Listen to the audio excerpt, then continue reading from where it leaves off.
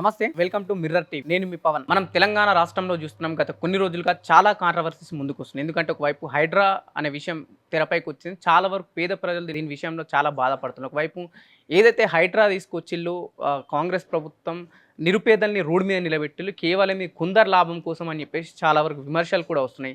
ఇంకోవైపు ఏమైంటుందంటే నిజంగా ఏదైతే కాంగ్రెస్ ప్రభుత్వం 6 గ్యారెంటీలతోని తెలంగాణ ప్రభుత్వంలోకి వచ్చింది. కానీ ఈ హైడ్రా పేరుతోని మిగతా అన్ని పక్కన దోసేసి ఏదైతే డైవర్షన్ పాలిటిక్స్ అని చెప్పేసి చాలామంది విమర్శిస్తున్నారు. మనం మాట్లాడే ప్రయత్నం చేద్దాం. మనతో పాటు గొంగిడి సునీత గారు ఉన్నారు.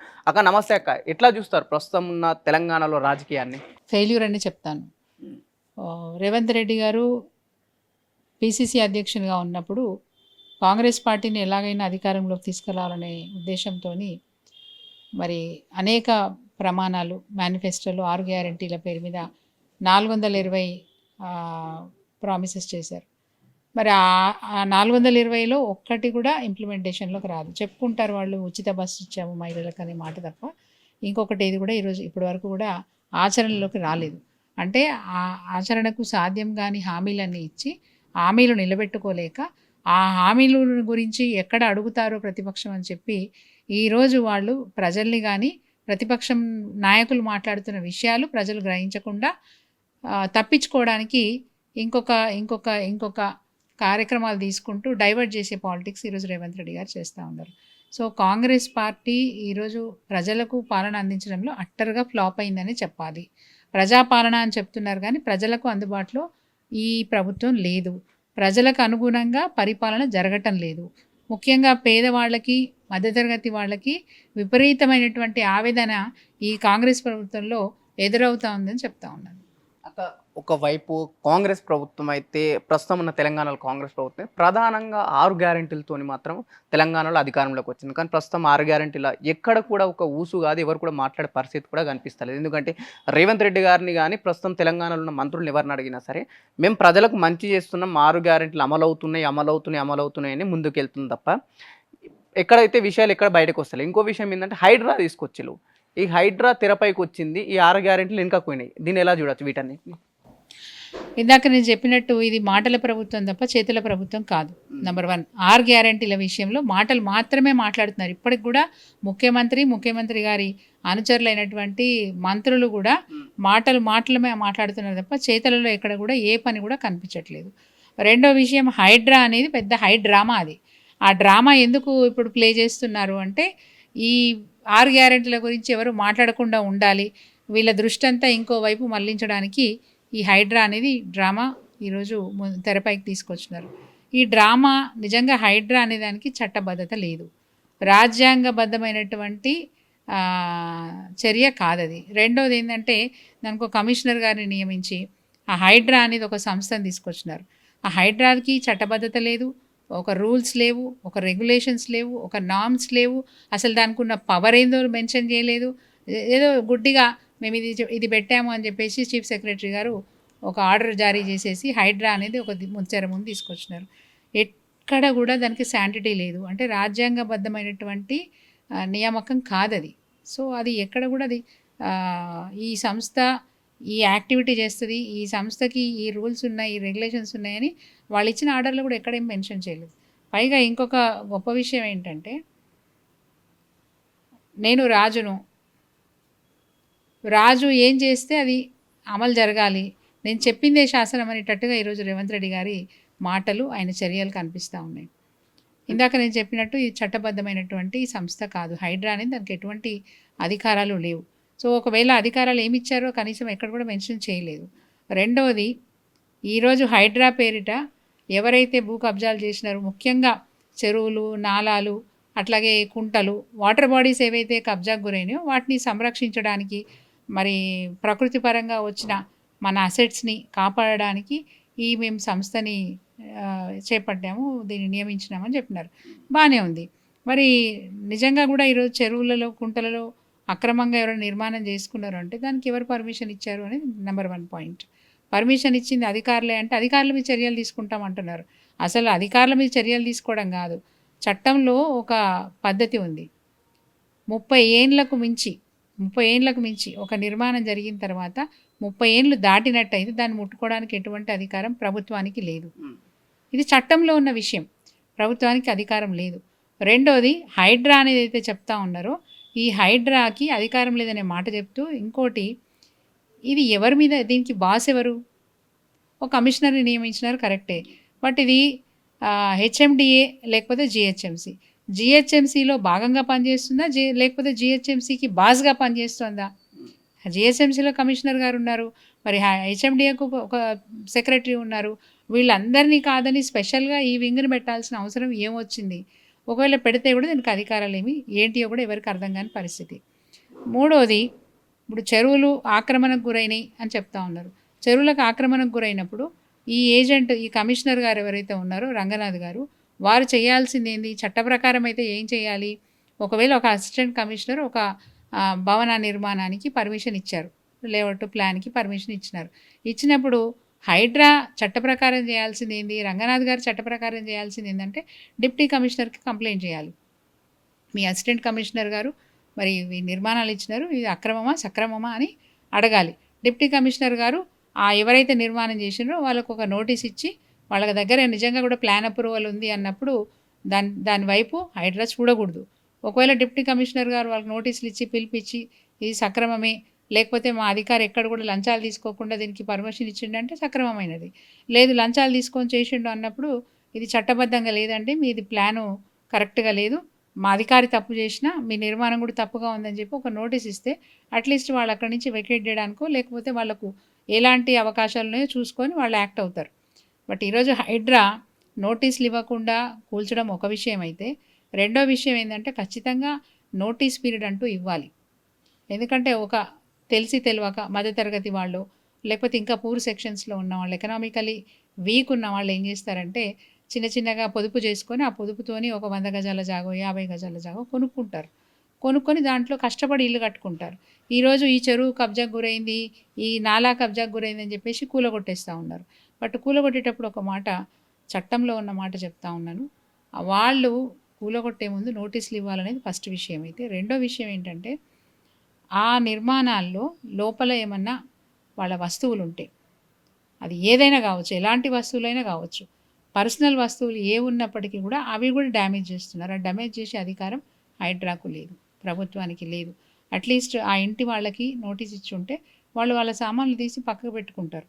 ఆ తర్వాత అది చట్టబద్ధమైంది కాదనుకుంటే నువ్వు నిర్మాణానికి కూలుస్తావా ఏం చేస్తావా అనేది అది మీకున్న అధికారాన్ని బట్టి మీరు చేస్తారు. అయితే ఇక్కడ చాలా వరకు ప్రభుత్వం ఏం చెప్తుందంటే ఇటు ప్రజలకు కావచ్చు లేకపోతే నాయకులకు అన్ని సమాన హక్కులు ఉన్నాయి హైడ్రా విషయంలో, అందరిని ఒకేలా చూస్తామని చెప్పేసి ప్రభుత్వం చెప్తుంది. కానీ చాలా వరకు పేద ప్రజలు అంటే మా ఛానల్స్ కానీ చాలా వరకు ఇక్కడెక్కడ నోటీసులు ఇచ్చిన వాళ్ళ దగ్గరికి వెళ్తే ఏమంటుందంటే మాకు చాలా వరకు నోటీసులు ఇవ్వలేరు, డైరెక్ట్ వచ్చి కూల్చేస్తున్నారు అని చెప్పేసి ఒకవైపు కొన్ని వాదనలు వినిపిస్తున్నాయి.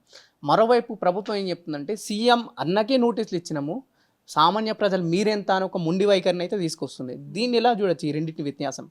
కమిషనర్ రంగనాథ్ గారు ఒకరోజు స్టేట్మెంట్ ఒకలా ఉంటుంది, ఇంకొక రోజు స్టేట్మెంట్ ఇంకొకలా ఉంటుంది. వారు ఏం చెప్తున్నారు?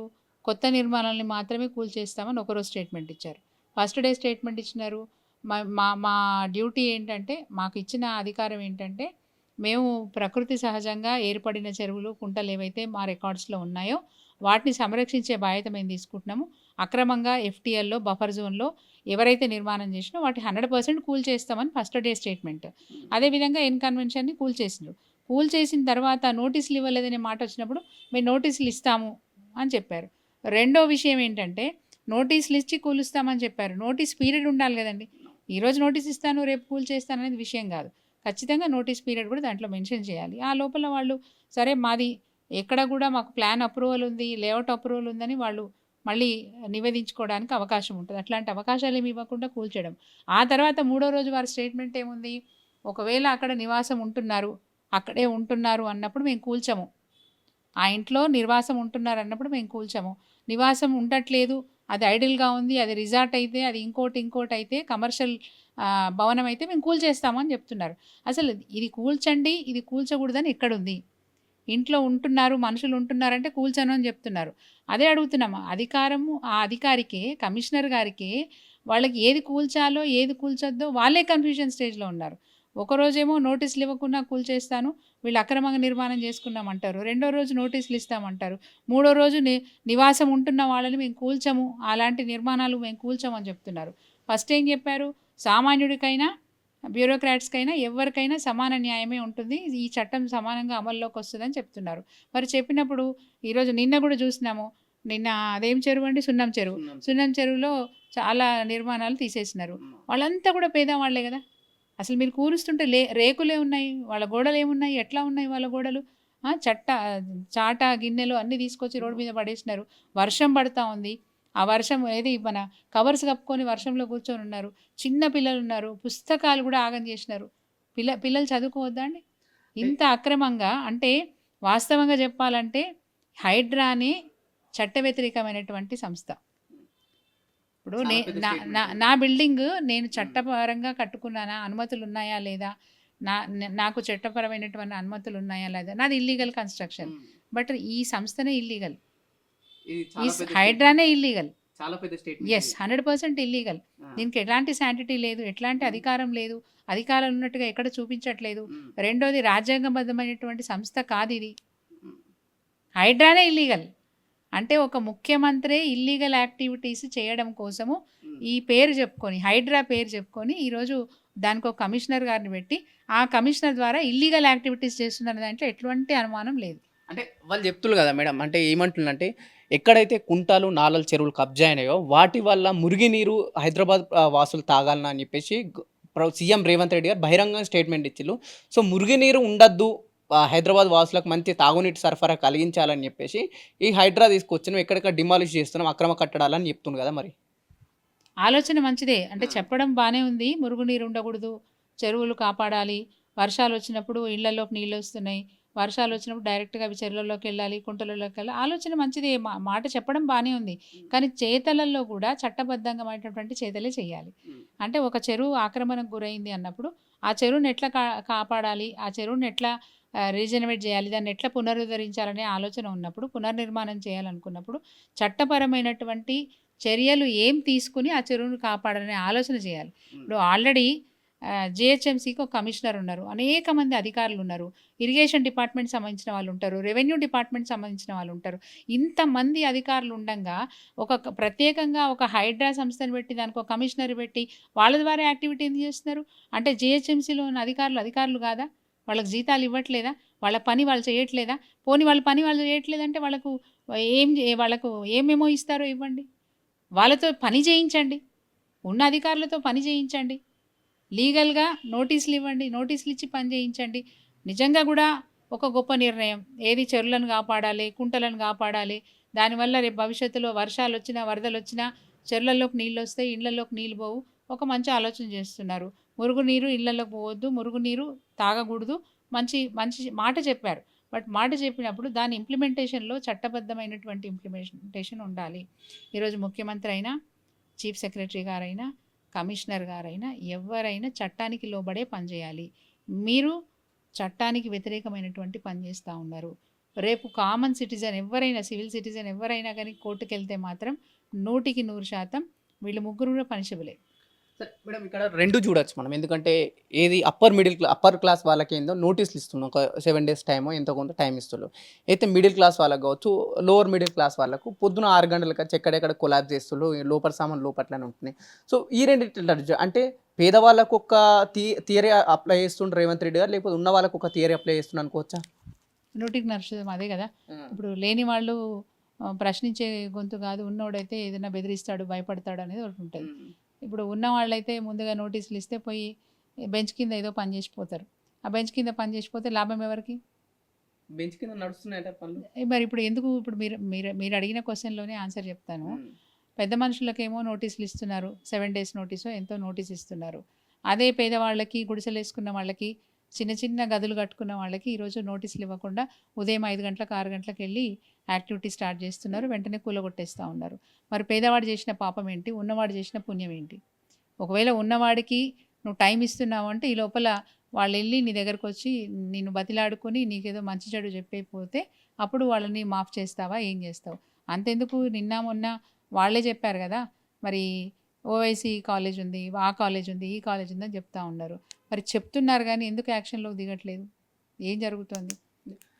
100% మరి రేవంత్ రెడ్డి గారు చెప్పిన ప్రకారం, లేకుంటే కమిషనర్ గారు చెప్పిన ప్రకారము మాకు పేదవాళ్ళైనా ఉన్న వాళ్ళైనా మాకు ఒకటే, మాకు సమానమే, చట్టం ముందు అందరూ సమానమే అంటున్నారు. అసలు నీ సంస్థే చట్టపరమైనటువంటిది కాదు. నీ సంస్థే చట్టపరమైనటువంటి సంస్థ కాదు. నువ్వు చేసేదే ఇల్లీగల్ యాక్టివిటీ. నేను ఒక్క మాట ఆ, సూటిగా గవర్నమెంట్ని అడుగుతున్నాను. ఈరోజు సూటిగా ముఖ్యమంత్రి గారిని అడుగుతున్నాను, సూటిగా చీఫ్ సెక్రటరీ గారిని అడుగుతున్నాను, అట్లాగే కమిషనర్ గారు రంగనాథ్ గారిని కూడా నేను అడుగుతున్నాను. చట్టంలో ఏముందండి? ఇప్పుడు నేను కూడా 2 సార్లు శాసనసభ్యురాలు పనిచేసినాను. చట్టంలో ఏముంది? సపోజ్ ఎక్కడైనా ప్రాజెక్ట్ నిర్మాణం చేస్తున్నాం, లేదంటే ఎక్కడైనా రోడ్ వైడనింగ్ చేస్తున్నాం. సో రోడ్ వైడనింగ్లో కొన్ని ఇండ్లు పోతే, కొన్ని దుకాన్లు పోతే వాళ్ళకి ఏం చేస్తున్నాం? చట్టపరంగా రీహాబిలిటేట్ చేస్తున్నాం. అంటే వాళ్ళకి ఆ భూమి ఎంతైతే వాళ్ళు కోల్పోతూ ఉన్నారో దానికి సంబంధించిన 100% వాళ్ళకి మనం రీహాబిలిటేట్ చేయడానికి డబ్బులు ఇస్తున్నాం. అంటే వాళ్ళకి అట్లాంటి అవకాశం ఉన్నప్పుడు ఈరోజు వాళ్ళు ఇంకొకరు ఎవరో ఇల్లు కట్టుకున్నారు, 30 ఏళ్ళ పైబడింది, 30 ఏళ్ళు పైబడిన ఇల్లుకి ఎటువంటి అవకాశం లేదు. ప్రభుత్వం దాన్ని రద్దు చేసే అవకాశమే లేదు. ఎట్టి పరిస్థితుల్లో కూడా వాళ్ళు కబ్జా అని చెప్పడానికే లేదు. సో అట్లాంటప్పుడు ఈరోజు కాంపెన్సేషన్ ఇస్తున్న సందర్భంలో అనేక ఇరిగేషన్ ప్రాజెక్టులు వచ్చాయి, అనేక కొత్త నిర్మాణాలు వచ్చినాయి, అనేక చోట్ల రోడ్లు వైడనింగ్ అయినాయి. అట్లాంటప్పుడు మనం కాంపెన్సేషన్ ఇస్తున్నాం కదా, భూమి కోల్పోయిన వాళ్ళకి కాంపెన్సేషన్ ఇస్తున్నాం. స్ట్రక్చర్ పోతే అంటే ఇల్లు కానీ ఆఫీస్ కానీ ఇంకేది కోల్పోయినా ఆ స్ట్రక్చర్కి కూడా మనం వాల్యూ కట్టిస్తున్నాం. అది పాతదా కొత్తదా దాని ఏజ్ని బట్టి దానికి వాళ్ళకు చట్టపరంగా ఎలాంటి కంపెన్సేషన్ ఇవ్వాలో అట్లాంటి కంపెన్సేషన్ ఇస్తున్నాం. మరి వీళ్ళేం పాపం చేశారని అడుగుతా ఉన్నాను. వీళ్ళేం పాపం చేశారు?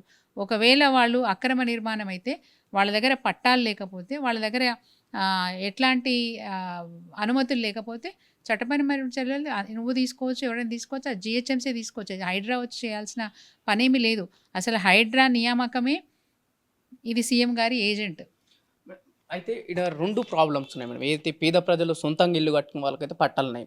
కొందరు ఏందంటే లీజుకు తీసుకొని ఆళ్ళకు కిరాయి కట్టి ఆ భూములలో ఉంటున్నారు. ఎక్కడైతే వీళ్ళు ప్రభుత్వం చెప్తున్న ఎఫ్టీఎల్ బఫర్ జోన్లలో ఇప్పుడు ప్రభుత్వం వచ్చి వాళ్ళ ఇల్లుని కూల్పేస్తుంది, ఇది బఫర్ జోన్‌లో ఉన్నదని చెప్పేసి.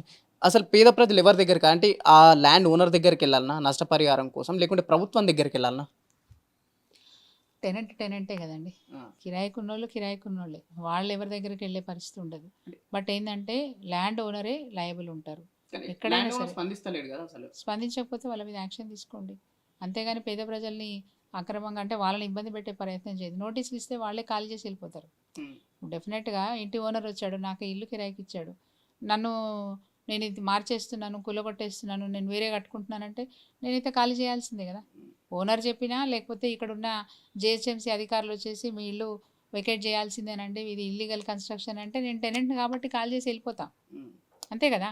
అంతేదాన్ని నన్ను ఖాళీ చేయమని అడగొచ్చు. ఇది మేము మేము దీన్ని కూలగొడుతున్నామని చెప్పినప్పుడు నేను వెళ్ళి నా ఫర్నిచర్ అంతా తీసుకెళ్ళి ఇంకో దగ్గర పెట్టుకుంటా నేను, అంతే కదా. నాకు ఎటువంటి బాధ్యత లేదు. బట్ ఓనర్కి ఆ బాధ్యత ఉంటుంది. ఓనర్షిప్ ఎవరైతే ఉన్నారో ఈజ్ రెస్పాన్సిబుల్ ఫర్ దట్. ప్రభుత్వాన్ని ఏరికోరించుకున్నారు. అంటే ప్రజలైతే చాలా వరకు మార్పు కావాలి అని చెప్పేసి కాంగ్రెస్ ప్రభుత్వం తీసుకొచ్చుకున్నారు. కానీ కాంగ్రెస్ ప్రభుత్వం మాత్రం ప్రజలపైన కాస్త మానవత్వం కూడా చూపెడతలేదు. ఎందుకంటే ఇంట్లో ఉన్న సామాన్ వాళ్ళ కట్టుబట్టలతో రోడ్ల మీద నిలబెడుతుంది. పొద్దున 6 గంటలకు వచ్చేసి ఎక్కడెక్కడ కూల్చేయడము. వాళ్ళు అంటే మేము వెళ్ళి రిపోర్టింగ్ చేస్తే వాళ్ళు ఏమంటారంటే కట్టుబట్టలతో తప్ప మాకు ఏం లేవని చెప్పేసి వాళ్ళు అంటున్నారు. అసలు కాంగ్రెస్ ప్రభుత్వానికి నిజంగా మానవత్వమే లేదంటారా ఈ విషయంలో కూడా? చుక్కలు చూపిస్తున్నారు ప్రజలకి చుక్కలు చూపిస్తున్నారు. రేవంత్ రెడ్డి రాక్షస రూపం కనిపిస్తూ ఉంది ఇప్పుడు ప్రజలందరికీ కూడా. అంటే ఒక రాక్షసుడే రాజు అయితే ఎలా ఉంటుంది అనేది కనిపిస్తూ ఉంది. చెప్పేటివేమో వేదాలు, చేసేదేమో ఇంకొకటి. సో చెప్పడం మాటలు చాలా గొప్ప గొప్ప మాటలు మాట్లాడుతూ ఉంటారు. ఆయన ఎవరిని కూడా విడిచిపెట్టట్లేదు. నిన్న కూడా చూసాము, నిన్న కూడా ఒక దగ్గర ఒక కార్యక్రమానికి అటెండ్ అయ్యి వారు మాట్లాడిన మాటలు ఏందండి, జర్నలిస్టులను కూడా అవమానిస్తూ ఉన్నారు, యూట్యూబర్ని అవమానిస్తూ ఉన్నారు. అంటే నోటికి ఏది వస్తే అది మాట్లాడడం. నేను ఈరోజు అధికారంలోకి వచ్చినాను, నేను ఏది చెప్తే అదే శాసనం అనే ఆలోచనలో ఉన్నారు. ఒక సింగిల్ వర్డ్ చెప్తాను, అంతకుముందు ఆయన్ని స్ట్రీట్ రౌడీలాగా ఉండేది ఆయన బిహేవియర్. స్ట్రీట్ రౌడీలాగా ఉండేది. ప్రజలు ఏదో నమ్మి నిజంగా ఈయన ఏదో గొప్పగా చేస్తాడట, కేసీఆర్ గారు బాగా చేశారు కానీ కేసీఆర్ కంటే గొప్పగా చేస్తాడట, 2000 పెన్షన్ కాదు 4000 పెన్షన్ ఇస్తారట, అమ్మాయి పెళ్లి చేస్తే కళ్యాణ లక్ష్మి కాదు తులం బంగారం ఇస్తారట, మహిళలందరికీ కూడా మహాలక్ష్మి పథకం అమల్లోకి తీసుకొస్తారట, మహిళలందరికీ ఇంటి ఇల్లాలకి నెలకు 2500 ఇస్తారట. ఇవన్నీ ఆశ పెట్టారు కదా. ఈ ఆశలన్నీ చూసి కాలేజ్ చదువుతున్న గర్ల్స్కి, అంటే కాలేజ్ స్టూడెంట్స్కి గర్ల్ స్టూడెంట్స్కి స్కూటీలు ఇస్తారని చెప్పారు. ఇవన్నీ ఆశలు చూపించి ఓట్లు వేయించుకొని ఈరోజు ముఖ్యమంత్రి అయిన తర్వాత ఆయన ఏమనుకుంటున్నారంటే ఇప్పటికైనా ముఖ్యమంత్రి అనే భావనలో లేడు. ముఖ్యమంత్రి అనే భావన ఉన్నప్పుడు భాష వేరే తీరంగా ఉంటుంది, ఆహార్యం వేరే తీరుగా ఉంటుంది. ఆయన ముఖ్యమంత్రి అనే ఫీలింగ్ ఆయనకే లేదు. ఆయన ఇప్పుడు ఏమనుకుంటున్నాడంటే ప్రజలంతా నాకు సర్టిఫికేట్ ఇచ్చారు, నేను స్ట్రీట్ రౌడీ కాదు స్టేట్ రౌడీ అని నాకు ఈరోజు ప్రజలు నాకు సర్టిఫికేట్ ఇచ్చారు, ఈ సర్టిఫికేట్తో నా ఇష్టం ఉన్నట్టు చేస్తా అని చెప్పేసి ఈరోజు ఆయన మాట తీరు కానీ ఆయన ఆహార్యం కానీ ఆయన ఏది బిహేవియర్ కానీ నిజంగా కూడా జుగుప్సాకరంగా, అంటే ఒక ముఖ్యమంత్రి స్థానంలో ఉండే వ్యక్తి మాట్లాడాల్సిన మాట వ్యవహారం అనేది ఎక్కడ కూడా హుందాతనంగా లేదు. ఈ తెలంగాణ ప్రజలు అగౌరవంగా ఫీల్ అవుతున్నారు. అంటే ఇలాంటి నాయకుడిన మేము ముఖ్యమంత్రిని చేసుకున్నామనే బాధ ఈరోజు తెలంగాణ ప్రజల్లో ఉంది. ఒకప్పుడు తెలంగాణ అంటే దేశంలో తల ఎత్తి నాది తెలంగాణ అని చెప్పుకునే పరిస్థితి ఉండేది. నేను చెప్పేది 10 నెలల క్రితం, 10 నెలల క్రితము నాది తెలంగాణ అని చెప్పుకునే పరిస్థితి ఉండేది. ఈవెన్ ఎన్ఆర్ఐస్ కూడా, మన రాష్ట్రం నుంచి వెళ్ళిన ఎన్ఆర్ఐస్ కూడా ఐఎమ్ ఫ్రమ్ తెలంగాణ అని గొప్పగా చెప్పుకునే అవకాశం ఉండేది. ఈరోజు నాది తెలంగాణ అని చెప్పుకోవడానికి అవమానంగా ఫీల్ అవుతూ ఉన్నారు. అంటే రేవంత్ రెడ్డి గారి చేష్టలు, వారి మంత్రివర్గం యొక్క చేష్టలు ఈరోజు నిజంగా కూడా ప్రజలు అవమానపడే పరిస్థితికి వచ్చేసింది ఈ రాష్ట్రం.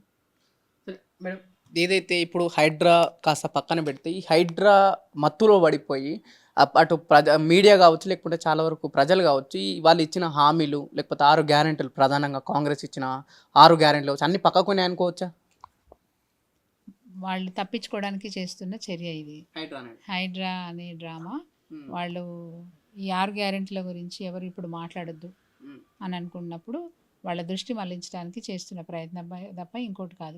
ప్రజల మనసులో ఉంటుంది. ఎందుకంటే ఆశించే ఓటేశారు, ఆశించి ఎన్నుకున్నప్పుడు తప్పకుండా మాకేదో మేలు జరుగుతుందని చెప్పి చూశారు.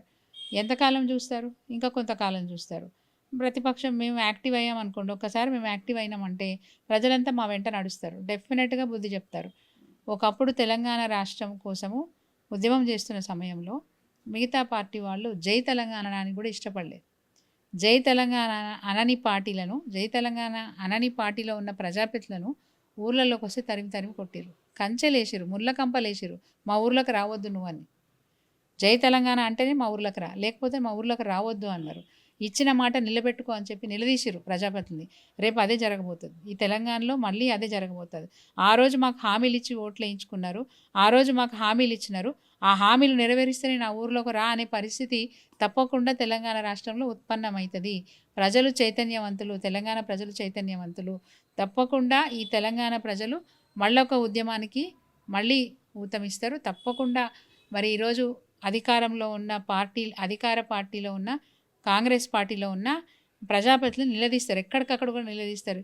ఎటుపోయినాయి మీరు చెప్పిన హామీలు, ఎటుపోయినాయి, మాకు అది చేస్తానని డెఫినెట్గా అడుగుతారు. ఒక ఊరికి రోడ్ వేయలేదు, ఎందుకు వేయలేదు, మాకు మాట ఇచ్చినావు ఎందుకు వేయలేదు అంటే ఫండ్స్ లేవని తప్పించుకోవచ్చు.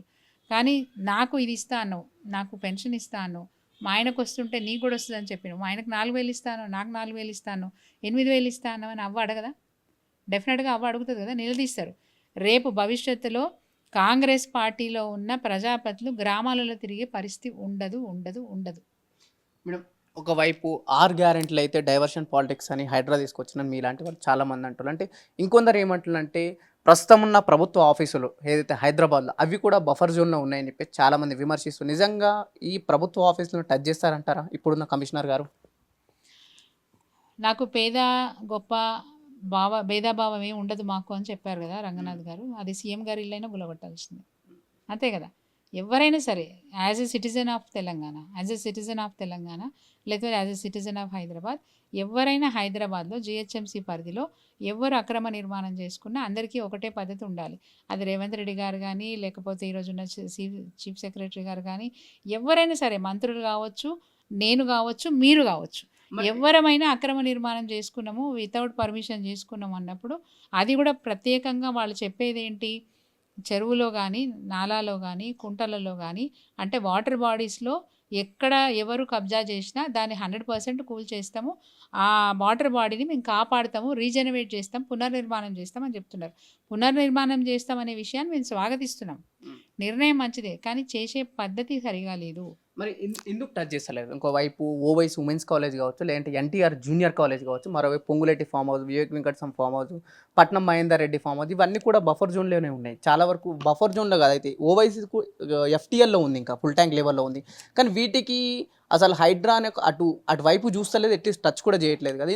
అంటే వాటికి వీటికి వ్యత్యాసం ఏముంది? అంటే వాళ్ళు పెద్ద మనుషులు, లేదంటే రాజకీయంలో కీలకమైన వ్యక్తులు కాబట్టి టచ్ చేస్తలేదా ప్రభుత్వం? ప్రభుత్వము ఎప్పుడైనా కానీ పెద్దలకు చుట్టంగానే ఉంటుంది, పేదవాళ్ళకి చట్టాలు వర్తింపజేస్తుంది. అట్లాగే ప్రభుత్వం నిలదొక్కుకోవాలంటే ఏం చేయాలి? ఇట్లాంటి వాళ్ళకి భయపడాల్సిందే కదా, నిలదొక్కుకోవాలి. నేను ఎవరికి భయపడను, నా నిర్ణయాలు నేను సక్రమంగా నేను అమలు చేస్తా అన్నప్పుడు అందరినీ ఈక్వల్గా చూస్తారు. బట్ కొందరిని ఒక తీరుగా, కొందరిని ఒక తీరుగా చూస్తున్నారు. అంటే తను అధికారంలో ఉండడానికి, తన ప్రభుత్వాన్ని నిలబెట్టుకోవడానికి ఈరోజు రేవంత్ రెడ్డి గారు భయపడి బడాబాబుల తెరువు పోవట్లేదు. అంతే కదా, ప్రజలు అర్థం చేసుకోవాల్సింది. ఎవరినైనా టచ్ చేయాల్సిందే. ఒక నిర్ణయం తీసుకున్నప్పుడు నేను నేను ఇక్కడ పుట్టి పెరిగినాను, నేను ఇక్కడ సిటిజన్గా ఉన్నాను, నాది అక్రమ నిర్మాణం అయితే నాది తీసేస్తా అన్నప్పుడు నీది తీసేయాల్సిందే, ఎవరిదైనా తీయాల్సిందే కదా. చట్టం అందరికీ ఒకటే రీతిగా ఉండాలి. ఒకరికి చుట్టంలాగా ఇంకొకరికి ఇంకోలాగా అయితే ఉండకూడదు కదా. సో అట్లాంటప్పుడు అది ఎన్టీఆర్ కానీ ఇంకొకరు కానీ ఎవరైనా సరే, ఈవెన్ గవర్నమెంట్ ఆఫీసెస్ కూడా ఎఫ్టీఎల్లో ఉన్నాయంటే it is very danger to government employees. It is very danger. So 100% తీసేయవలసిందే. కాకపోతే ఏం చేయాలి? ఎక్కడ ఎక్కడ సూటబుల్ ప్లేస్ ఉంటే అక్కడ నిర్మాణం చేసి దాన్ని వెకేట్ చేసే ప్రయత్నం చేయాలి. పేదవాళ్ళైనా సరే ఎక్కడైనా వాళ్ళకి చోటు చూపించండి, అక్కడికి షిఫ్ట్ అవ్వమని చెప్పండి. అంతే తప్ప ఏదో చట్టం మా చేతిలో ఉంది, మేము అధికారంలో ఉన్నాం, మేము చేసిందే శాసనం అన్నట్టుగా పేదవాళ్ళని ఇలా ఇల్లు కూల్చేస్తూ ఉన్నారు. ఎక్కడ పోతారండి వాళ్ళు? అసలు ప్రభుత్వం బాధ్యత ఏంది? పేదవాళ్ళని ఆదుకోవడమే మీ బాధ్యత. ఎవరైనా తప్పు చేస్తే వాళ్ళ తప్పులని సరిదిద్దే బాధ్యత ప్రభుత్వాన్ని ఉంటుంది. కానీ ప్రభుత్వమే తప్పు చేస్తే ఎవరు సరిదిద్దాలో? ప్రజలే సరిదిద్దాలి కదా. సో ప్రజలు తప్పకుండా తప్పు చేస్తున్న ప్రభుత్వానికి గుణపాఠం చెప్పే తీరుతారు. అంటే ప్రభుత్వం చెప్తుంది కదా మేడం, ఎక్కడైతే మురిగి నీరు కావచ్చు, ప్రజలకు ఆరోగ్యం కోసం, అంటే వాళ్ళ ఆరోగ్యాలు బాగుండాలి, మంచి నీటి తాగాలని చెప్పేసి వాళ్ళ మంచి కోసమే మేము హైడ్రా తీసుకొచ్చినాం తప్ప ప్రజలకు ఎప్పుడు మేము వాళ్ళ చెడు కోసం తీసుకురాలని చెప్పేసి ఒకటి ప్రభుత్వం చెప్తుంది. మీరేమంటున్నట్టు ఇది ఇల్లీగల్ యాక్టివిటీ అని ఒక స్టేట్మెంటే పాస్ చేస్తారు. నిజంగా ఏంటిది? చెప్తున్నా కదా, ఈ బాడీయే ఇల్లీగల్ బాడీ. సీఎం గారు ఇల్లీగల్గా ఒక హైడ్రా అనేది దాన్ని చూపిస్తూ ఇల్లీగల్ యాక్టివిటీస్ అన్ని కూడా చేస్తున్నారు. అంటే ఆయనకు వ్యతిరేకంగా ఎవరు ఉంటే వాళ్ళ నోరు మోయించడానికి వాళ్ళ ప్రాపర్టీస్ అన్ని కూడా కూలదోసేసి నేను షేర్ అని చెప్పుకోవడానికి ప్రయత్నం చేస్తూ ఉన్నాడు. ఇది ఎక్కడ కూడా చట్టబద్ధమైనటువంటి సంస్థ కాదు, రాజ్యాంగబద్ధమైనటువంటి సంస్థ కాదు. ఒక ప్రభుత్వం ఒక నిర్ణయం తీసుకున్నప్పుడు, ఒక పథకాన్ని తీసుకొస్తున్నప్పుడు, ఒక సంస్థను నిర్మాణం చేస్తున్నప్పుడు అది రాజ్యాంగబద్ధమైనటువంటిదా కాదా అని చూసుకొని నిర్ణయం తీసుకోవాలి తప్ప ఏది పత్తా చేయడానికి రాదు. సోషల్ వెల్ఫేర్ స్కీమ్స్ ప్రజల కోసం అనేక పథకాలు తీసుకొచ్చినప్పుడు కూడా కొన్ని ప్రిన్సిపల్స్ ఉంటాయి. ప్రతి స్టేట్కి కొన్ని ప్రిన్సిపల్స్ ఉంటాయి, రాజ్యాంగబద్ధమైనటువంటి ప్రిన్సిపల్స్ ఉంటాయి. ఆ ప్రిన్సిపల్స్కి లోబడే చేయాలి. ఏ పథకం తీసుకొచ్చినా ప్రజల కోసం తీసుకొచ్చే పథకం ఏదైనా కానీ ఆ ప్రిన్సిపల్స్కి లోబడే చేయాలి తప్ప నేను అనుకున్నది చేసేస్తాను, నేను ప్రామిస్ చేశాను అది చేసేస్తానని కాదు. నేను ఒక నిర్ణయం తీసుకున్నాను, అది ఇంప్లిమెంట్ కావాల్సిందే అని పంతం బట్టి వెళ్ళకూడదు. ఒకవేళ తప్పని తెలిసినప్పుడు దాన్ని విత్డ్రా చేసుకునే ప్రయత్నం తప్పకుండా ప్రభుత్వం చేయాల్సిన అవసరం ఉంటుంది. ఈరోజు హైడ్రా సంస్థనే ఇల్లీగల్ సంస్థ. ఎక్కడి వరకు వెళ్తా అనుకుంటుంది హైడ్రా? అసలు అంటే ఇంతవరకు వెళ్తుంది? ఎక్కడైనా ఆపేస్తుంది? ఏమైనా అడ్డంకులు వస్తాయి, లేదంటే వాళ్ళకు కావాల్సిన కలెక్షన్స్ వస్తే ఆపేస్తుంది అనుకుంటున్నా ఇలాంటి హైడ్రాని? ఇప్పటికే ప్రజల్లో వ్యతిరేకత చాలా స్టార్ట్ అయింది. డెఫినెట్గా ఇది డ్రాప్ అయిపోతుంది, 100% డ్రాప్ అయిపోతుంది. ఇది ఏం లేదు, నోటీసులు ఇస్తారు, నోటీసులు ఇచ్చేసి వాళ్ళకి రావాల్సిన కలెక్షన్ వాళ్ళు చేసుకుంటారు. సరే, ఈ మాట అనడం తప్పని వాళ్ళు అనుకుంటే కనుక 100% హైడ్రా ఫెయిల్యూర్ తొందరలోనే అది డ్రాప్ అయిపోతుంది. ఎందుకంటే ప్రజలే కాదు, ఈవెన్ ఈరోజు క్యాబినెట్ మంత్రులు కూడా దీన్ని రేపు భవిష్యత్తులో దాన్ని వ్యతిరేకించే పరిస్థితి కూడా వస్తుంది. ఎందుకంటే ఇది ఇల్లీగల్ సంస్థ. ఎవరైనా కామన్ సిటిజన్ కోర్టుకు పోయినాడు అనుకోండి, హైడ్రాని రద్దు చేసే అధికారం కోర్టుకుంటుంది. సో హైడ్రాని రద్దు చేస్తే ఎవరు ఫెయిల్ అయినట్టు, ఎవరు నవ్వుల పాలైనట్టు? ప్రభుత్వం నవ్వుల పాలైనట్టే కదా. అంటే అన్ఫార్చునేట్లీ ఈ రాష్ట్రంలో ఉన్న ముఖ్యమంత్రి అబాస్ పాలైనట్టే కదా, అంతే కదా. సో అట్లాంటప్పుడు ఏ కామన్ సిటిజన్ అయినా సరే నాకు అన్యాయం జరుగుతుంది, అక్రమంగా నా నిర్మాణాన్ని కూల్చేసిరని చెప్పి ఏ సిటిజన్ కోర్టుకు వెళ్ళినా కోర్టుకు అధికారం ఉంది. హైడ్రాని డిస్పోజ్ చేసే అధికారం, హైడ్రాని రద్దు చేసే అధికారం ఈరోజు ఒక కోర్టుకు ఉంది. ఒక్కసారి హైడ్రా రద్దయితే ఏం జరుగుతుంది? తెలంగాణ ప్రభుత్వానికి అవమానం. అంటే సీఎం రేవంత్ రెడ్డి గారికి ఇది అవమానం. వాస్తవమా కదా? సో ఇది జరగబోతోంది, ఫ్యూచర్లో ఇది జరగబోతుంది. ఇవి ప్రస్తుతం తెలంగాణ రాష్ట్రంలో హైడ్రా అనే విషయం చాలా చర్చపైకి వస్తుంది. కానీ ఆ గొంగిడి సునీత గారు మాత్రం హైడ్రా అనేది ఇల్లీగల్ యాక్టివిటీ అని చెప్పేసి చాలా బలంగా చెప్పడం జరుగుతుంది. ఇన్ కేసు ఒక కామన్ మ్యాన్ మాత్రం ఒకసారి కోర్టుకు వెళ్తే హైడ్రా అనేది ఖచ్చితంగా రద్దు అవుతుంది, ఆ ప్రభుత్వం దానికి సిగ్గుపడాల్సిన అవసరం ఉంటుందని చెప్పేసి గొంగిడి సునీత గారు స్టేట్మెంట్ ఇవ్వడం జరిగింది. కెమెరామెన్ గోవింద్తో పవన్, మిర్రర్ టీవీ, హైదరాబాద్.